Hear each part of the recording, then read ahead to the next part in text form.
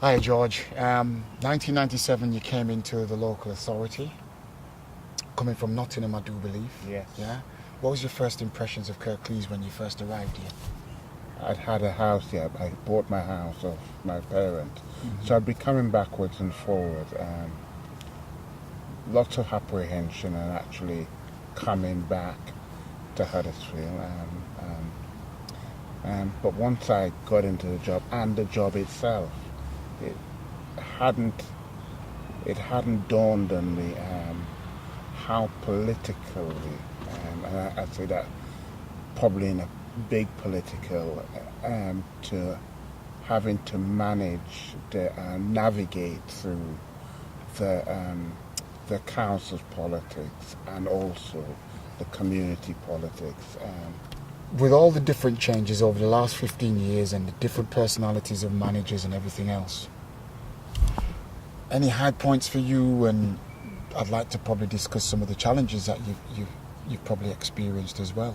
I'd come from an arts background, so I naturally wanted to put the spin on the Adawi as an arts centre.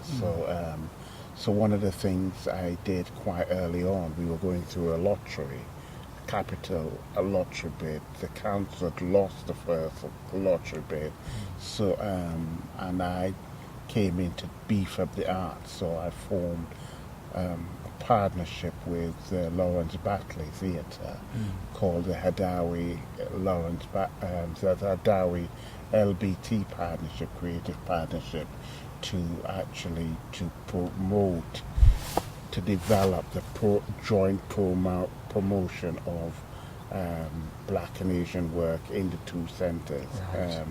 And that was quite a significant, at the time there wasn't a partnership of that, and we got several awards for that. You mentioned Adawi, you mentioned Deaton, you mentioned lottery.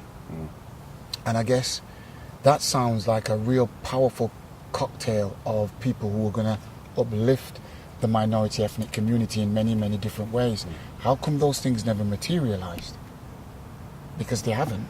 No. Adawi is still arguably in the hands of the local authority.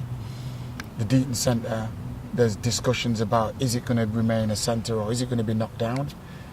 And I just feel a bit disappointed in a sense that none of these things ever came to fruition. We seem to have been knocking on the door for a lot of things.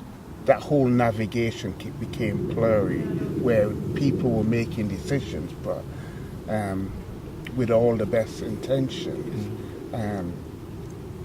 they didn't have the long-term sustainability, long-term vision of where it could be. The story that you talked about, the lottery, Hadawi, the Deaton Centre, funding, all of those things, 15 years on, we're still having those kind of issues. And I do feel as a council employee, I think at times you've been standing in the gap as a black leader in your own community, and people will look at you, what we expect of you from a community perspective, and the community perspective doesn't always sink in with the council's local objectives. And I think at times you've been subjected to unfair criticism. How did you feel about working with the local authority's objectives as a professional, which sometimes went right against the local community's expectations of you? A very uncomfortable position, very uncomfortable, and there were a number of times then I came home and to my mate, my friend, my wife, and said, I can't do this anymore. And it had its toll on me. I mean, I've had a stroke, and I've had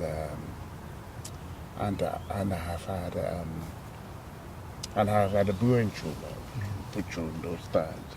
But what it has done is actually got me to look within myself and actually be honest, and actually said, this is what I'm good at, this is what I believe, and to the community actually saying, that I'm a public servant.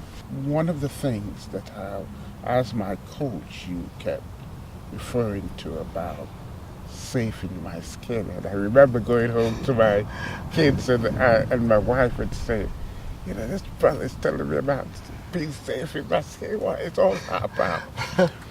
But the penny dropped about actually being, this is what you're about. This is your brand.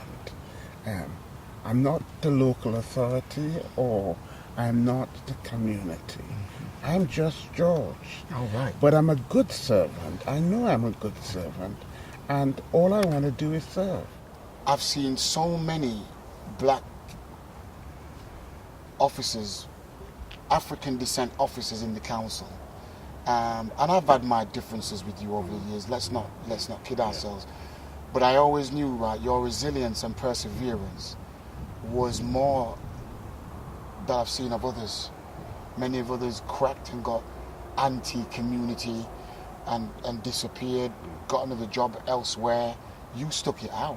I started to define what I am and enjoyed how, you know, I may not be the great speaker or I didn't think, but I had certain qualities in me. Okay. And it was unique to me. And I didn't care the hell what other people think about it. Where do you think the council are? Do you think these changes on where local authority is going over the last 15 years is a good thing for the community? For the council, it's probably one of the most challenging periods. The challenge is about how the remaining officers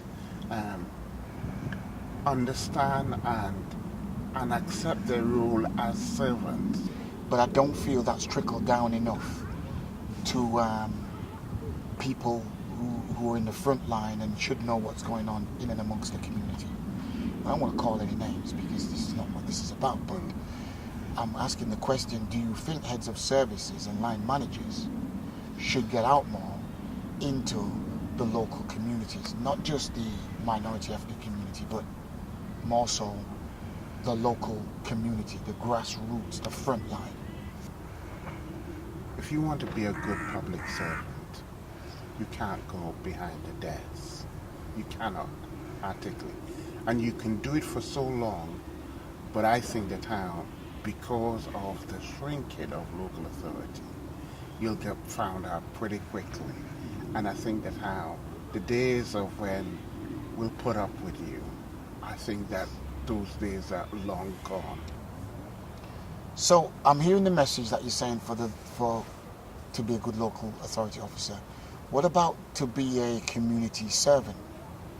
What's your philosophy on that with regards to particularly the African descent community, where you was very much instrumental in moving things not only through your faith but also through your work? If I can give a message, is that and it might seem a harsh message, but it's a reality message. Gone are the days so you can actually put in funding application and thinking and actually get it automatically. You've got to put something on the table. You've got to understand or the context what we're working in and actually be saying, what can I deliver within this field? And I believe that particularly African Caribbean community have got to learn that pretty quickly. And if we go back to how our parents, what we did, and this is why the 50 years of independence is actually, the story hasn't been told about the sacrifice they had to do. The partners hand they had to money, yeah. The credit union they had to get. That's right, yeah. To hold on to a bit of thing and then go back to the Caribbean.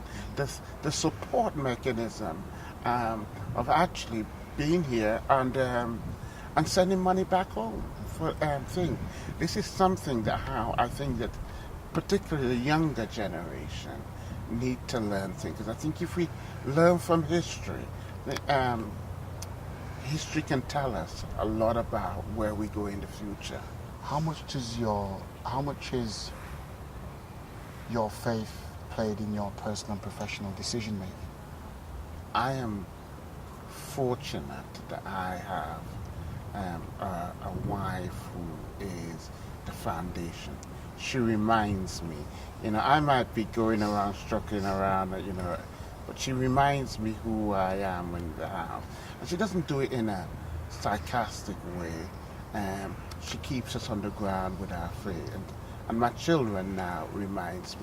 But my faith is absolute. Milton, I could not survive the two major illnesses I've had without my faith.